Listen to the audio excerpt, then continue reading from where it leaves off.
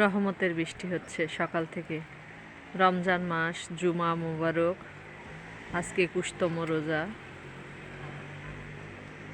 তে বৃষ্টির সময় আবহাওয়া অনেক সুন্দর, সেজন্য গাছগুলো দেখার জন্য ছাদে আসলাম। কবুতর ঘরে, কবুতরগুলোকে খাবার দেওয়ার পরে এসে দেখি গাছের গোড়াতে গোড়াতে পানি আসতেছে।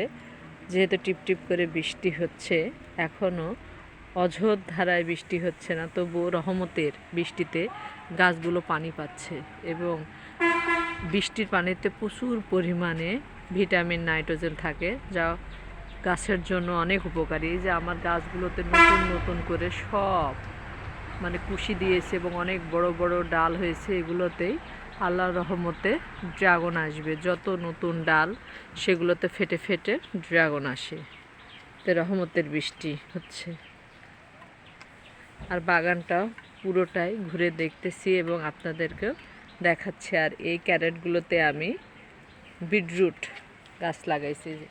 বিটরুটের চারা বের হচ্ছে, বিটরুটের চারা লাগাইছি। কারণ এত পরিমাণে ড্রাগনের লাগালেই শুধু হবে না, যত্ন করতেও হবে। কারণ যত্ন ছাড়া ভালো ফল কোনোটাতেই আশা করা যায় না। সেজন্য আর ড্রাগন লাগালাম না, যেগুলো আছে সেগুলোই পরিচর্যা করব, দেখাশোনা করব। আর ওগুলোতে বিটরুট লাগালাম। এ তো অনেক সুন্দর সুন্দর ডোগা বের হয়েছে ড্রাগনের। তো পুরা বাগানটায় ঘুরে দেখতেছি। গোড়াতে পানি পাচ্ছে কিন্তু অল্প পরিমাণে, কিন্তু দেখা যাচ্ছে পুরো ড্রাগনের শরীরটা ভিজে গেছে বৃষ্টির পানিতে, যা অনেক উপকারী গাছের জন্য। আর ছাদে আমি শখের বসে ড্রাগনের বাগান করছি। আল্লাহর রহমতে অনেক ড্রাগন হয়। সিজন যখন আসে, ড্রাগনের সময় যখন আসে, তখন অনেক ড্রাগন পাই, অনেক ড্রাগন খাওয়া হয়। এই তো ড্রাগনের নতুন নতুন ডাল ফেটে ফেটে অনেক কুশি বের হয়েছে। রহমতের বৃষ্টি হচ্ছে, গাছগুলো অনেক সুন্দর হবে বৃষ্টির পানিতে।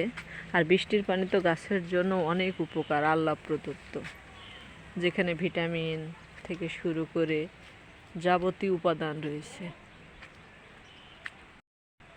তো পুরা বাগানটাই ঘুরে ঘুরে আমি দেখতেছি ড্রাগনের। আর স্ট্রাকচার ভেঙে গেছে, স্ট্রাকচারটাও ঠিক করে দিতে হবে। রমজান মাসের কারণে কাজ করা যাচ্ছে না। যেগুলো নতুন চারা লাগাইছিলাম সবগুলোই বড় হয়ে যাচ্ছে।